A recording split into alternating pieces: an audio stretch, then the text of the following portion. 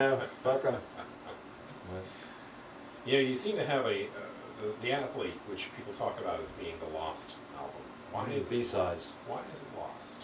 That was crazy, man. That was done also with Matt Harding, and then my attorney, also guitar player, Danny excuse me, Danny Dell's his brother George had a bit of a drinking problem himself, and George was an engineer in the studio and also a professor photographer, and so the whole album was finished, man. It's a great album, you know. So he wanted to do the cover art, so we went to St. Augustine, spent the whole day, and part of it was some place called McDonald's Farm, you know, in Switzerland, you know, and they had these giant hogs, you know, and we were literally laying down in pig shit and flies all over us, like, you know, hugging these big hogs and huge hogs, you know, and yeah, it's like a whole day of this, you know, and it got, you know, kind of nasty, and then finally we made it into St. Augustine, and he was shooting photos, and he asked Neil, my drummer, and it was like, you got to buy me beer, you know. I mean, you said you'd keep me in supply of beer. You already drank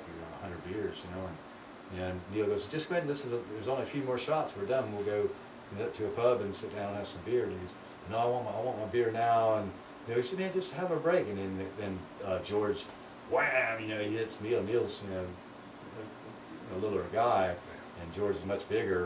And Frank Phillips is big, my guitarist. So Frank just boom, you know, decks George, and they're both, and then the next thing I know, George grabs his tripod from his camera, smashes out Frank's windshield. Next thing I know, man, I mean, it's just like people are gathered around. I think there's even news trucks, you know, people were, you know, all gathered around. I was like, oh my God. So we drove back with no windshield and everything, and George had gone to the studio and to demagnetize the athlete, the album. And so that's why it took years for we found some backup, you know, they back on disc, you know, and we found like about half the album, and then we released it under an album called B-sides, you know, which were songs that are basically either cut, you know, like some of my favorite song ones, You Mean a Lot to Me, which is going to be on my new album, Pickle Liver. Jeff Cohen didn't like it because it's more rock and roll, and he wanted us to sound like Green Day, and we're not Green Day, you know, and you know, we've got to play the Gilman Street Warehouse, and Green Day opened for us, you know, but you know, so did Limp Bizkit. Look how fucking big they got. Yeah.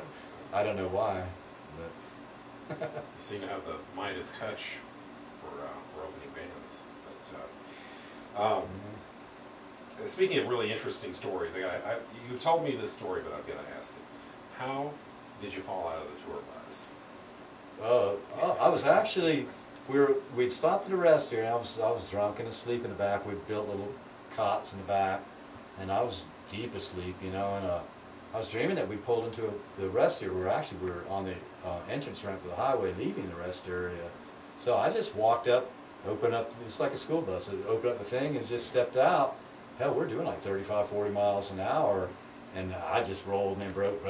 I was all busted up, man. I had to go to the hospital. I was in a full body cast, and you know, the doctor said basically, had I not been so drunk, I would have died because I would have stiffened up. And I was so limber, you know, I just rolled with it, you know. But people thought it was, you know, part of the stage show. Everybody was signing my body cast, man. You know, it was cool. And people were all like doing the Ray dance. They were like, yeah, I couldn't move, you know. I mean, it was like, but I finished the whole tour, you know, like that in a full cast, you know. And, you know. It's a rough and tumble life.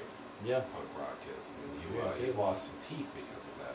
Yeah, well, I got my good ones glued in, but yeah, but no, I know the story that Kevin Dunn was one you asked, but it was Daytona Beach, and we were opening up for Sick of It All, and the club was actually a skate club and skateboard, and so it's about 8 foot tall.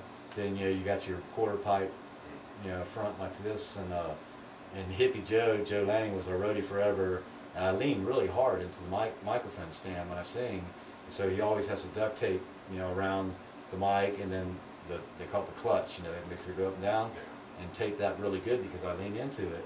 And for some reason he was talking to a girl or something and forgot, and so it was a packed house, you know, and the front of the stage, you're up 8 feet, and then you got that skate thing, It's the very first song, and I'm singing, I lean